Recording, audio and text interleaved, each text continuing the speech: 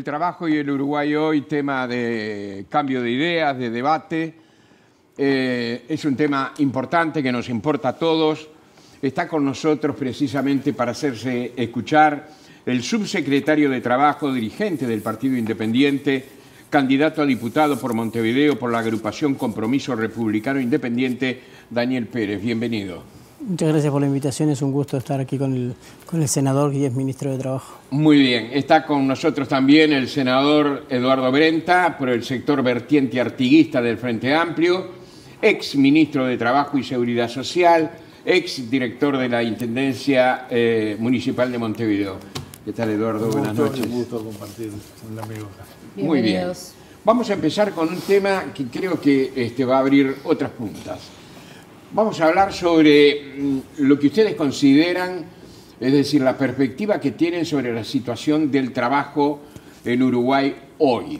Hay algo que olvidé y es, ¿quién quiere responder primero de ustedes dos?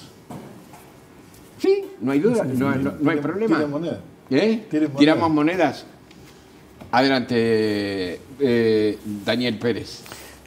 Bueno, en relación con eso lo que corresponde decir es que la situación del empleo en Uruguay es una situación de recuperación luego de un quinquenio, el quinquenio 2015-2019, donde una pérdida continua de puestos de trabajo, y luego de la pandemia, que también hubo una nueva pérdida de puestos de trabajo.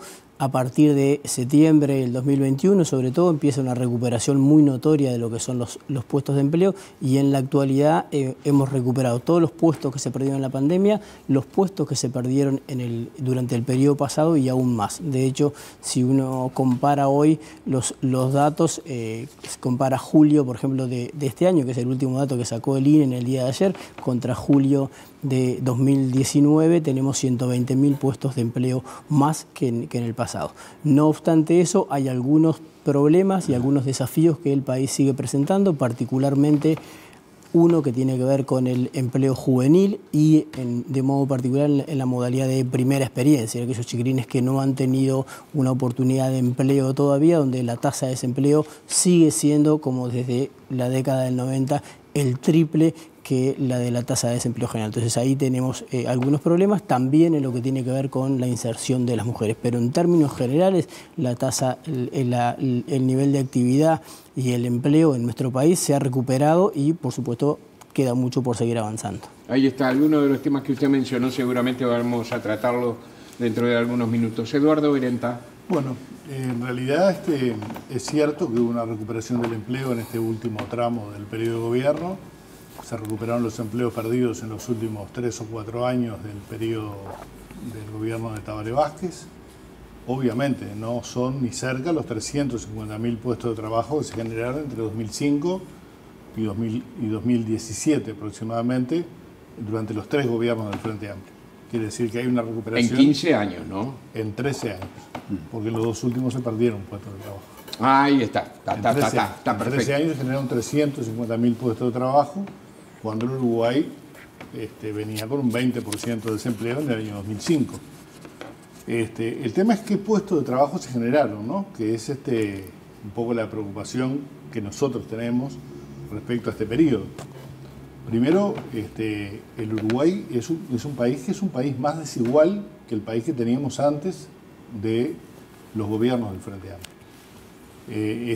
Ese índice, el famoso índice de Gini, que mide la desigualdad en el Uruguay, se ha profundizado, y nosotros entendemos que la política salarial y los niveles de salario alcanzados, particularmente a través de las rondas, bueno, primero de aquel acuerdo puente que se hizo al inicio del gobierno y luego a posteriori, no han permitido una recuperación del salario con una pérdida durante todo este periodo, los primeros 3 años y medio prácticamente, recién a fines del 2023, comienza una recuperación del salario, pero hay una pérdida, según datos del Instituto Petra Duarte, distintos observadores, Exante, etcétera, otras consultoras, sí, de aproximadamente entre un salario y 1,5 salarios que los uruguayos perdieron durante estos 4 años del gobierno de la coalición. Bien, Eduardo, permíteme, tú dijiste que aumentó la desigualdad. Me importaría que dijeras en qué porcentaje. Bueno, la desigualdad pasó el índice de Gini, ustedes saben que es un índice muy difícil de mover, ¿no? Sí, muy difícil de mover hacia la igualdad y muy difícil de mover hacia la desigualdad. Es más fácil mover hacia la desigualdad. Bien. En realidad teníamos en 2019 el índice ubicado en 0,382 y hoy lo tenemos en 0,390. No, es mucho. ¿Cómo mucho? Bueno, a ver. Hay que ver lo que implica mover el índice Por eso de te lo Gini en pregunto, materia de igualdad. Ahí está. Décimas, ¿no? Es un esfuerzo. A ver, los 15 años de gobierno del Frente Amplio movieron 3, 4 décimas el índice de Gini con esa recuperación del empleo de 350.000 puestos de trabajo. Pero tenemos una masa salarial que es inferior a la de 2019 aún. Sí. Quiere decir que si bien se crearon, es cierto, unos 70.000 puestos de trabajo aproximadamente en este periodo, la masa salarial cayó, no se ha recuperado la del 2019. O sea, ¿qué tipo de empleo se han creado? Bueno, se han creado tipos de empleo en general de baja calidad y con salarios bajos, que ha llevado a el último informe del Instituto Cuesta Duarte, muestra que hay 550.000 uruguayos que ganan menos de 25.000 pesos por mes. Bien, Eduardo, ya volvemos contigo, pero nos hemos pasado de tiempo. Daniel. Bueno, en relación con eso, estaría bueno que explicara exactamente qué implica esas décimas de Gini, porque decir que es mucho es fácil. Exactamente qué quiere decir que se muevan 8 décimas es mucho. En segundo lugar, basta mirar... ¿Cuál es la respuesta que usted tiene? Perdón. Es que yo creo que no hay una situación que, como dije, hay problemas en algunos casos específicos, pero no hay un deterioro. De hecho, es al revés. La masa salarial, y pueden buscar, si quieren, en Twitter o en cualquier lugar de expertos, economistas, la masa salarial ha aumentado. El salario real hoy es más alto que en 2019. Está en torno de 3,5%, 4%, más que en 2019. La cantidad de puestos de trabajo son más. Si uno multiplica cantidad de puestos de trabajo por salario real, da que la masa salarial es más alta. Pero además, cuando hace la cuenta de los 300.000 puestos de empleo, en realidad debería contar hasta 2019, porque ellos gobernaron hasta marzo del 2020. No puede cortar el gobierno en la mitad y dice, hasta acá llegué y después se me terminó. No, yo lo que les digo, no, usted dijo, creamos 350 hasta 2017, dijo usted. 2017. Por eso, pero usted tiene que contar hasta febrero de 2020, sí, que nos entregaron 10,5% de desempleo. Y en las pautas, los líneas de pautas salariales del año 2018, en la ronda salarial, y esto es oficial del Ministerio, decía, entre los lineamientos, decía, la reducción, esto es 13 de marzo de 2018, la reducción del empleo en los últimos años se produjo en un contexto de crecimiento económico moderado. La economía ha crecido 4,9% entre 2017 y 2014, mientras que el número de ocupados ha decrecido en 2,2% en el igual periodo. O sea, no es que creció hasta 2017, ya anterior venía un decrecimiento. Y hoy tenemos más empleos que lo que hay, tenemos menos informalidad que la que había. El dato de ayer es 21,4, el promedio de 2023 fue 21,3 y en 2019 y en todo el periodo 2015-2019 estuvo en el entorno del 24,6, 24,9. Es decir, bajamos más de 3 puntos de la informalidad. Estamos pasados en el tiempo. Quiero introducirles, si comprenden, obviamente va a contar algunas cosas de Pérez, pero acá tenemos un gobierno que de alguna forma ponderó explícitamente el empleo por sobre el salario, por factores múltiples. Uno de ellos seguramente fue la pandemia. Y también tenemos una contracara, si se quiere, que es la de los salarios sumergidos, ¿no? Que se cuenta en torno de los menos de 25.000 pesos, que habrían aumentado unos 100.000 con respecto a 2019. Primero que nada, efectivamente fue así, lo de ponderar el empleo sobre el salario. Sí, obviamente fue una medida absolutamente explicitada, si fue una buena medida o no. Y después, con respecto a los salarios sumergidos, ¿qué tienen para decir ambos? Voy con Brenta. Primero que los salarios sumergidos responden a los lineamientos que el Poder Ejecutivo impulsó durante este periodo. Si uno analiza los grupos de Consejo Salario que ajustaron salarios por los lineamientos del Poder Ejecutivo, tuvieron una pérdida salarial en el periodo de aproximadamente 1,5 salarios. Y aquellos que ajustaron salario por pautas acordadas, ¿no?, entre empresarios y trabajadores por encima de los lineamientos del Poder Ejecutivo, perdieron 1 salario. Pero lo otro que me parece importante es ver, porque la pérdida o no de salario o la pérdida o no del puesto de trabajo tiene que ver con la evolución de la economía. Y la economía comenzó a recuperarse en el 2021, finalizada la pandemia. Y si uno ve en este cuadro, por ejemplo, la línea azul, el crecimiento de la actividad económica y el crecimiento de la masa salarial, es claro que la economía creció notoriamente por encima. de la masa salarial, lo que explica esa diferencia que se menciona de la pérdida del salario y medio de los que negociaron con las pautas del Poder Ejecutivo y del salario de los que negociaron, de un mes de pérdida de los que negociaron por encima de las pautas.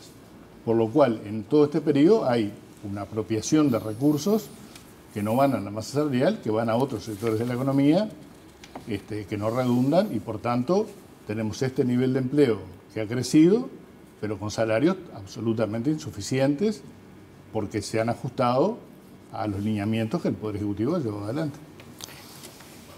La pérdida salarial, que fue del entorno del 4%, no se debe a los lineamientos del Poder Ejecutivo, se debe a que tuvimos una pandemia. Hay pérdida salarial no en Uruguay, no en Argentina, en el mundo hubo pérdida salarial y pérdida de puestos de empleos.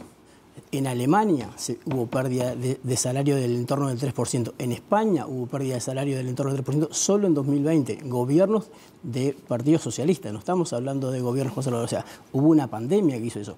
Pero además, el exministro debe saber que la economía se recupera antes que el empleo. Y de hecho, lo que acabo de leer es que entre 2017 y 2014 la economía creció un 4,9 y el empleo bajó un 2,2. O sea, no solo recuperó, bajaba. La economía subía y el empleo bajaba. Esos 2,2, que son cerca de 50.000 puestos de empleo, perdieron el 100% del salario. 50.000 personas en esos 3 años perdieron el 100% del salario, no el 4%. Tienen un minuto para la réplica de lo dicho por... Yo creo que es bastante claro el hecho de que la evolución del crecimiento de la economía no acompañó el crecimiento del salario y de los ingresos. No solo hay un trabajo del Instituto de Economía que no solo muestra la masa salarial, sino algo que llaman masa de retribuciones laborales, que tiene que ver con ingresos de pequeños comerciantes, trabajadores por cuenta propia y demás, donde también hay una pérdida. Y en realidad, en el último decil, en el decil más alto de la sociedad, hay un ingreso superior a los años anteriores. Quiere decir que hay 9 deciles que han perdido, o sea, no solo perdieron los trabajadores, también perdieron pequeños y medianos comerciantes, también perdieron cooperativistas, también perdieron cuentapropistas, digamos, ¿no? O sea que, en realidad, el crecimiento económico que comienza a fines del 2021, o sea, estamos hablando de hace 3 años atrás, 2 años y medio atrás, no tuvo como contrapartida un crecimiento que acompañara ese crecimiento económico con crecimiento salarial. Bien, algo para anotar, un minutito nada más. Sí, reitero eso, que la pérdida de salario y de puestos de empleo es en el mundo y ocurrió. En 2024, España, por ejemplo, a mediados de 2024, los salarios reales de España aún no se han recuperado. Un país de Europa, de gobierno socialista, no se ha recuperado. Y quiero nombrar una cosa del monitor de coyuntura de la Universidad Católica, hace unos días, dice de este modo, al cabo del actual periodo de gobierno, la masa salarial real del sector privado habrá de crecer 8% versus el 6% del PBI.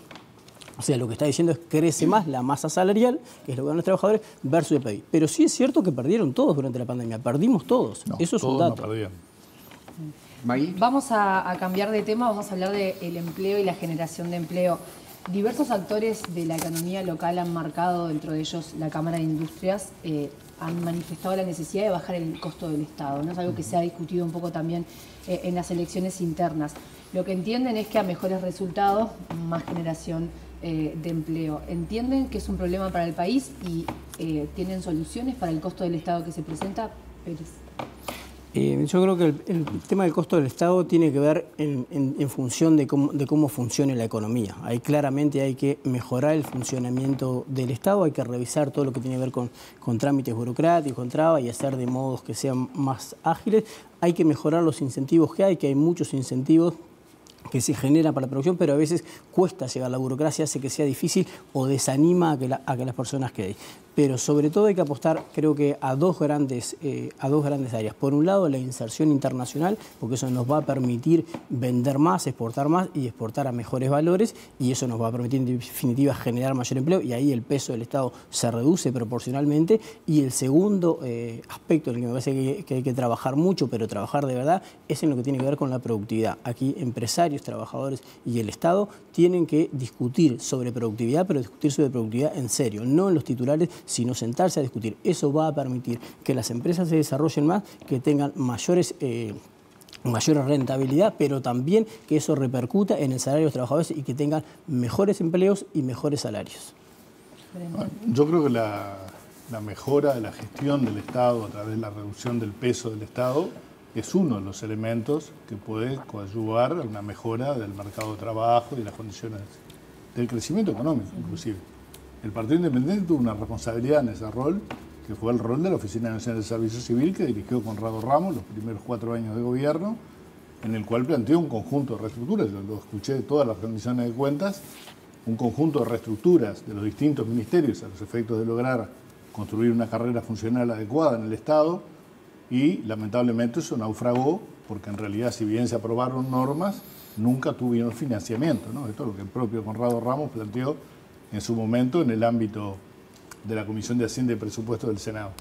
Por lo cual, este gobierno, que planificó eficiencia en materia de la gestión del Estado, no lo logró. Por lo tanto, el Estado continúa básicamente, en términos generales, tal y como lo recibieron, en términos de eficiencia de la gestión. De cualquier manera, comparto sí que la mejora de la productividad es un aspecto central, y que en la negociación colectiva, y esto es un intento que se viene realizando desde hace muchos años, ¿no?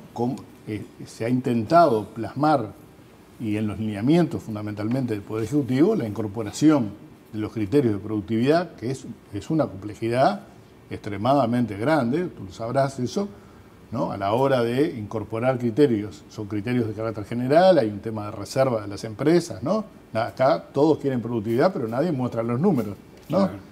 Por lo tanto, a la hora de discutir la productividad, muchas veces se discute por rama. Esto genera, obviamente, niveles de desigualdad al interior de un sector productivo, y por lo tanto, en algún momento se tomaron como criterios, por ejemplo, datos que proporcionaba la DGI, el Banco de Previsión Social, a los efectos de que las propuestas, mejor dicho, las reivindicaciones de los trabajadores estuvieran acorde a las posibilidades de los sectores económicos, ¿no? O sea, que los reclamos tuvieran por lo menos alguna base donde tomar una referencia. Por lo tanto, yo creo que la mejora de la productividad es un elemento importante, acompañado de una política salarial que privilegie los salarios mínimos, ¿no? El salario mínimo nacional y los salarios mínimos, cosa que tampoco sucedió en esta gestión de gobierno, ¿no? Ni las jubilaciones mínimas tampoco. Pérez. En primer lugar, hacer mención a la reforma del Estado, que dice efectivamente fue un proceso que se inició en este periodo de gobierno y que no está concluido, y por eso es que también le pedimos a la ciudadanía que nos deje un segundo periodo de gobierno. Decir que Conrado Ramos no es la primera vez que intenta esto de la reforma del Estado, porque Conrado Ramos estuvo en ese mismo lugar durante los gobiernos del Frente Amplio y renunció porque no pudo hacer la reforma, lo que le llamaban la madre de todas las reformas. Ya le pasó lo mismo. En este gobierno por lo menos la pudo iniciar y pudimos avanzar en eso. Claramente queda pendiente, queda mucho para hacer, y parte de lo que decía eso es poder revisar incluso todo lo que son los trámites, las burocracias, trámites que se superponen, que distintos organismos hacemos cosas muy parecidas. Bueno, hay que hacer un decreto único que permita, capaz de algo similar a lo que fue el decreto 500 de Sayagués en su momento. Es una cosa que me parece que tiene que hacer, y que en términos de productividad yo insisto en eso, justamente hay que discutir. Hoy hay una comisión trabajando, una comisión tripartita del PIT-CNT, donde están las cámaras empresariales, vienen avanzando desde el mes de marzo. Nosotros aspiramos a que puedan definir un set de indicadores con los cuales pueden medir, que efectivamente no es fácil, es difícil de hacer, e incluso llegar a fin de año con un documento que deje pronto un plan piloto para ensayar eso, trabajar eso en 2 sectores, de forma de trabajar eficientemente en eso. Un minuto, Eduardo. Sí, yo comparto lo de la productividad, pero la economía tiene que crecer. Eso es un elemento principal. Y para que la economía crezca hay que invertir y desarrollar fundamentalmente aquellos aspectos donde Uruguay tiene fortalezas. Yo creo que aspectos vinculados a la ciencia, la tecnología y la innovación son diferenciales que Uruguay tiene que potenciar, porque en realidad la instalación de Google hoy, por ejemplo, es un hecho que deviene también de que existen capacidades a nivel del país para que efectivamente se elija invertir en Uruguay y no invertir en otro lugar de la región, digamos, ¿no? Por lo tanto, yo creo que hay que identificar áreas, y esto va muy de la mano de lo que es el desarrollo de la educación, ¿no? En realidad tenemos áreas con desempleo negativo, digamos, o sea, con demanda superior a la oferta, áreas vinculadas a la informática, a la ciencia de la vida, etcétera, a la biotecnología y demás, donde la demanda supera la oferta y por tanto hay una competencia fuerte. Ahí sí hay crecimiento de los salarios porque hay una demanda que supera la oferta. Y por otro lado, tenemos sectores donde se está ofreciendo un empleo de muy baja calidad porque también de la mano hay trabajadores con escasa formación. Bien. Vamos a otro tema que a algunos ligan a la productividad, otros no, que es la reducción de la jornada laboral. El PIT-CNT ha colocado arriba de la mesa el tema, pretende que todos los partidos lo tomen, lo consideren. ¿Qué piensa sobre eso? ¿Cómo debería implementarse? ¿Es posible? ¿Es deseable? O sea, ¿es viable hoy en Uruguay? Algunos han dicho es para mediano y largo plazo. A ver, en el año 2013 hubo un acuerdo entre empresarios y trabajadores del sector metalúrgico para hacer una experiencia de reducción de la jornada laboral a 6 horas. Esta experiencia se planificó con una condición, naturalmente, que era que la productividad no decayera, ¿no? O sea, que en las 6 horas de trabajo, con mantención del salario, hubiera una productividad similar a la que había con 8 horas con el mismo salario. En realidad esa experiencia dio resultados dispares. En algunos lugares dio resultados positivos y de hecho la jornada laboral se mantuvo en 6 horas y en otros lugares no dio resultados e inclusive trabajadores y empresarios resolvieron volver atrás, digamos, ¿no? Volver al escenario de las 8 horas. O sea que en un sector, en un único sector, obviamente con realidades muy dispares entre las empresas, hubo experiencias diferentes. Yo creo que, y esto es un fenómeno mundial, tampoco es de Uruguay, que efectivamente existen condiciones para ir a una reducción de la jornada laboral en un mundo que se desarrolla tecnológicamente y demás. Pero evidentemente esto debe ir de la mano de la capacitación necesaria y del sostén de los niveles de productividad que permitan que las empresas acuerden en este proceso, ¿no? Me parece que esto es un elemento clave y por tanto no hay una respuesta que pueda abarcar la globalidad de la actividad económica. Me parece que hay una respuesta que tiene que ir atendiendo distintos sectores buscando ese objetivo.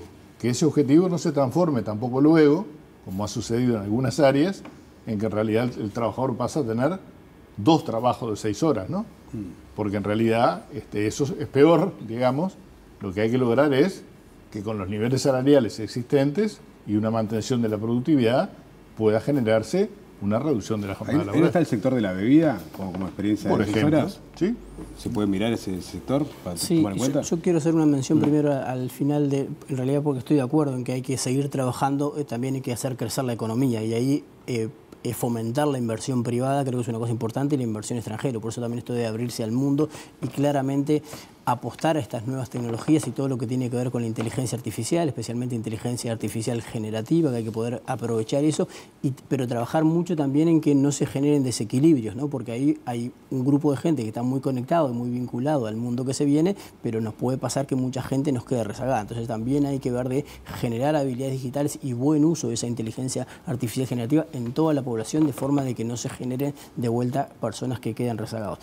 En relación con esto, concuerdo creo que casi con todo lo que dijo él. Efectivamente, el mundo va hacia la reducción de la jornada laboral, pero eso hay que hacerlo con cuidado. No se puede hacer mediante una ley general que bajemos como fue en 1915 la ley de 8 horas.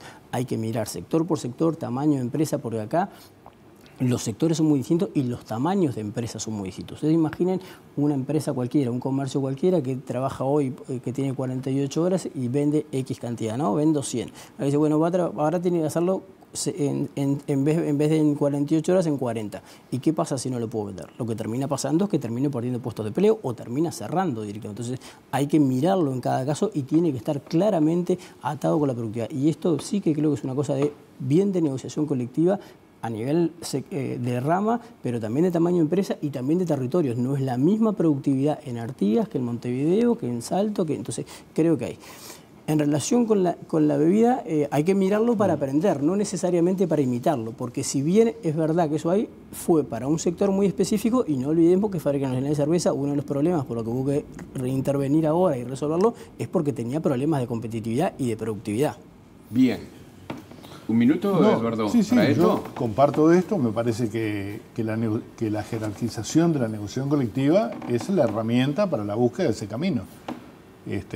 Recordemos, no voy a recordar que el Frente Amplio reinstaló los consejos de salario, porque ya lo sabemos, pero en el ámbito de la negociación colectiva, no solo estos temas tienen que estar, en mi opinión, presentes, porque es el ámbito donde trabajadores, empresarios y el gobierno participan de esa negociación intercambiando y construyendo acuerdos, sino que además en esos ámbitos es donde uno puede llevar adelante mejoras notorias en otros aspectos del mundo del trabajo, condiciones de trabajo, seguridad laboral, temas de género, ¿no? Participación de las mujeres en el mercado de trabajo. Seguimos teniendo una deuda con jóvenes y mujeres en el mercado de trabajo, en lo que tiene que ver con la equidad, ¿no? Una mujer y un hombre no ganan distinto desarrollando la misma tarea en el Uruguay. Esa brecha existió y existe. Existe un debe con los jóvenes que tienen un nivel de desempleo que triplica el desempleo promedio en términos generales. Por lo cual, nosotros entendemos que tienen que haber políticas activas que promuevan la inserción de las mujeres en las mismas condiciones y fundamentalmente políticas activas para los jóvenes, que son los que necesitan iniciar su vida laboral para poder desarrollarse como persona. ¿Un minuto más sobre esto o no? Sí, sobre eso, nada, yo concuerdo con eso, lo dije al principio, que de los debes que tenemos es las mujeres y los jóvenes, por decir alguno de los debes, claramente hay. Creo que ahí la principal política en materia, sobre todo de inserción de los jóvenes, tiene que estar pensada en la educación.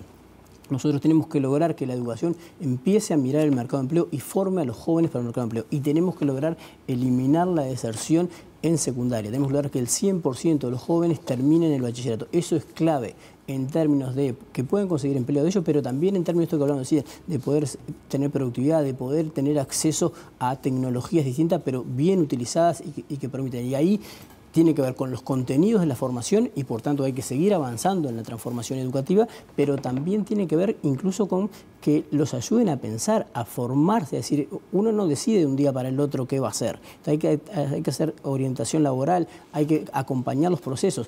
El sistema público no hace nada de eso o casi nada hace de eso y en realidad lo poco que hace es la UTU.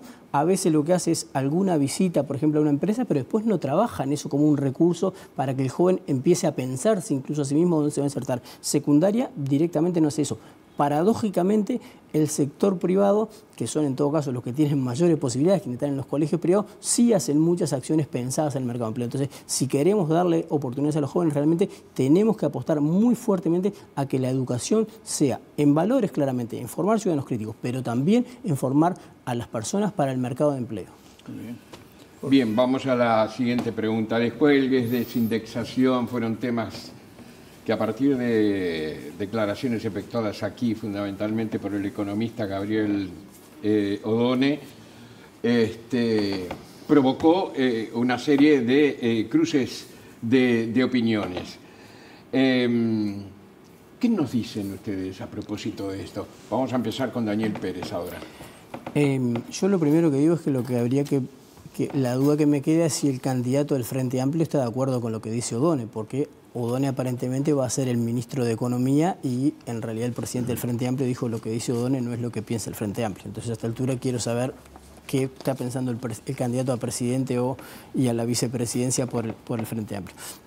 En relación con el tema, yo creo que es un tema a estudiar también justamente y a discutir junto con la productividad, porque claramente no es lo mismo las negociaciones, lo decía el exministro, muchas veces se hacen negociaciones de rama, quienes participan tanto de los sindicatos como del sector empresarial, muchas veces son empresas grandes, son fuertes, que están radicadas acá en Montevideo, y de vuelta la realidad de Montevideo, por ejemplo, no es la misma que la del interior del país. Una gran superficie de Montevideo, pensando en términos de supermercado, no tiene los mismos problemas y tiene además mejores niveles de productividad y posibilidad de incorporar tecnología que un mini mercado, yo qué sé, en 33, en Tacuarembó, no tiene esa posibilidad. Entonces, ahí hay dificultades que entonces hay que claramente discutir. Ahora, discutir posibilidades de desindexación tiene un presupuesto básico, es que tenemos que tener una inflación controlada, una inflación que esté muy baja, porque si no, claramente lo que termina redundando es en pérdida de salario de los trabajadores. Acá entonces tiene que haber un triple compromiso de los trabajadores, de las empresas, pero también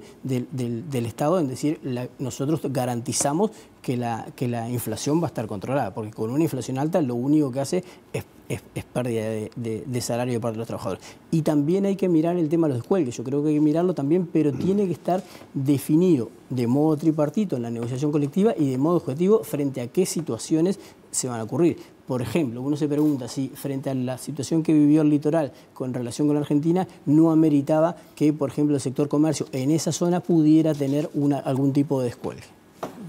Bien. Yo creo que la condición para conversar estos temas es que no hay caída del salario real, ¿no? O sea, la caída del salario real que se generó, no voy a hablar de la pandemia, porque eso es obviamente que fue con un acuerdo con el PCNT aparte, ¿no? Pero creo que, repito lo que sucedió después. La economía creció, el salario no acompañó el crecimiento de la economía y en la historia del Uruguay, que los niveles de inflación han estado en el orden últimamente por debajo del 4 o 5%, pero estuvo históricamente en el 7 o 8%, ¿no? A lo largo de muchos años, la desindexación abre, dicho en forma aislada, digamos, abre una posibilidad de que no se ajuste inflación con salario y por lo tanto esa pérdida del salario. Entonces, uno puede conversar sobre este tema si tiene una premisa anterior, que es que no va a haber pérdida del salario real, que es la diferencia que Fernando Pereira le planteó, no parece preguntarle a Orsi, Fernando Pereira planteó lo que dice el programa del Frente Amplio, que fue reafirmado por Yamandú Orsi. Por lo tanto, en eso no hay duda. En los gobiernos del Frente Amplio no va a haber pérdida del salario real. Ese es el objetivo que tenemos planteado como tema programático. Había un horizonte que planteaba O'Donnell y creo que coincidía con Pereira, es que en el escenario de baja inflación o inflación estabilizada, ir hacia, digamos, ajuste de salarios por productividad, por crecimiento, pero siempre contemplando los salarios más chicos, ¿no? Que eso sí podrían efectivamente ir acompañando la inflación. O sea, ¿ustedes comparten esa fórmula de alguna forma? Yo creo que, a ver, yo no me niego a hablar de este tema, pero si partimos de la base de que no nos vamos a encontrar con un proceso inflacionario que deprima los salarios, ¿no? Me parece que este es el elemento por el cual el presidente del Frente Amplio aclaró cuál es el tema programático. Perfecto, entonces está todo claro. Lo que me parece respecto al tema de descuelgues, esto es mi experiencia personal, digamos, ¿no? Uno puede advertir que en determinados sectores de la actividad económica, efectivamente, por razones diversas, es necesario tomar en consideración a empresas que tienen determinadas dificultades particulares. El tema es que cuando esto va a la negociación colectiva, normalmente se encuentra con la posición contraria de trabajadores y de los empresarios, que entienden que el descuelgue es también una mejora del otro para competir con sí mismo. ¿Me explico? Y a su vez de los trabajadores, porque defienden el criterio de que si ustedes 4 trabajan en esta tarea, no hay razón por la cual uno gane más que el otro, digamos, ¿no? Por lo tanto, ¿por qué en esta empresa se va a ganar determinados niveles salariales? Con categorías, ¿no? Me estoy refiriendo a niveles salariales determinados por categorías y en otra no. Entonces yo creo que hay una lógica, una suerte de mística que se ha creado con el tema del descuelgue, como si fuera un obstáculo que los trabajadores ponen permanentemente o se niegan al descuelgue, cuando en realidad, en mi experiencia por lo menos, me encontré que las dos partes se negaban al descuelgue porque entendían que los empresarios que se generaba ese diferencial a la hora de competir con ese que iba a tener niveles salariales más bajos. Por lo tanto, yo creo que la herramienta es una herramienta que puede ser utilizada, que tiene que ser analizada muy bien en qué contexto se desarrolla y que necesariamente por los mecanismos y para jerarquizar la negociación colectiva, no solo tiene que haber una consideración de los trabajadores, tiene que haber una consideración de los empresarios respecto a sus pares. Bien.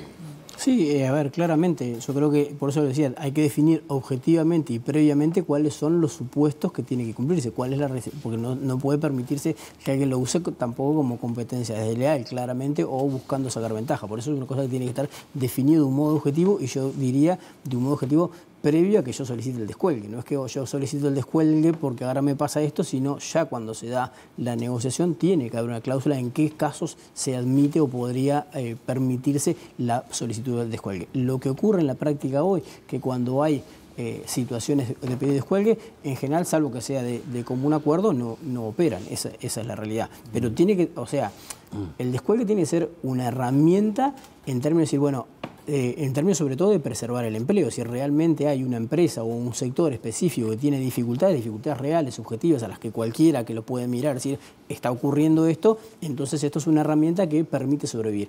Igual hay que pensar también, quizás el problema más complejo es el retorno después del descuelgue, ¿no? Porque uno dice, yo hago el descuelgue ahora por pasar esta situación, ¿no? Imaginemos que yo soy al litoral, ¿no? Listo, pero después que eso mejora, que Argentina cambia y eso empieza a cambiar, volver también para la empresa puede ser un salto más grande que el que hubiera dado si no. Me interesa lo que Brenda opine sobre el caso puntual del litoral, ¿no? Que golpeó al país en los últimos años.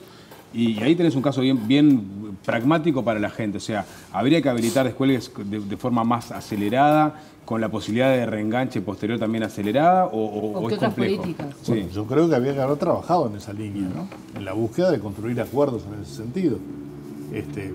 Francamente no conozco qué negociaciones hubo a nivel del Ministerio de Trabajo, del Ministerio de Economía, en la línea de generar, bueno, algunos conozco, la reducción de los impuestos al combustible, por ejemplo, para tratar de evitar esa competencia que hacía que los uruguayos migráramos en masa a la República Argentina. Ahora, en materia salarial, el objetivo, a ver, cuando está en riesgo el puesto de trabajo, no hay nadie más interesado en mantenerlo que los trabajadores, ¿no? Que en realidad pasan de ganar 10 a ganar 0. Por lo tanto, la voluntad del diálogo, desde el punto de vista de los trabajadores, yo la he encontrado siempre. Siempre y cuando la otra parte también conceda y el Estado participe de esa negociación como un actor fundamental. Yo siento, y esto es una opinión subjetiva, obviamente, que en este periodo de gobierno el rol del Estado se ha retraído respecto a la negociación colectiva, en algunas áreas donde en algunos casos la OIT reclama, y yo eso no lo comparto, ¿no? Que el Estado intervenga casi en forma solamente en la fijación de los mínimos salariales por categoría. Entonces yo me parece que hay que ir un poco más allá con una actitud más proactiva frente a estos problemas. Sí, claramente no ha habido una retracción en la negociación colectiva. Hemos tenido 3 rondas de consejo de salario en este periodo y de hecho la conflictividad es mucho menor constantemente. Ustedes habrán visto que el Ministerio de Trabajo es noticia en distintos tipos de negociaciones y claramente no solo en los salarios mínimos, que es lo que establece la OIT, y nosotros concordamos que no debe ser a contrapelo, digamos, de la OIT. Bueno, somos, si se quiere, un país distinto porque ahí tiene que ver con nuestra cultura. Nosotros tenemos, creo que desde el año 46, Consejo de Salario, donde el gobierno participa y no participa solo de la definición de los salarios mínimos, sino también de muchas cosas que tienen que ver, incluso a veces ni siquiera con cuestiones salariales, sino con condiciones de trabajo. Entonces creo que ahí sí hay que tener participación y la ha tenido el gobierno durante todo este periodo. Muy bien, llegamos al punto final. Un minutito. Compartiendo eso, ¿no? Qué injusta la queja del sector empresarial en la OIT, ¿no? Que en parte está basada en ese aspecto, ¿no? En que el Estado participe solo en la negociación de los salarios mínimos, ¿no? Cuando en realidad hay una historia en el Uruguay de que el Estado ha jugado un papel importante en aspectos como la seguridad laboral, las condiciones de trabajo, y yo creo que eso hay que reivindicarlo. Bien. Estamos entonces despidiendo, muy agradecidos al senador Eduardo Brenta, integrante de la vertiente artiguista por el Frente Amplio, y al subsecretario de Trabajo, dirigente del Partido Independiente, Daniel Pérez. Este es un tema apasionante que seguramente seguiremos tratando en alguna ocasión. Gracias. Muchas gracias por la invitación y un gusto estar con el exministro.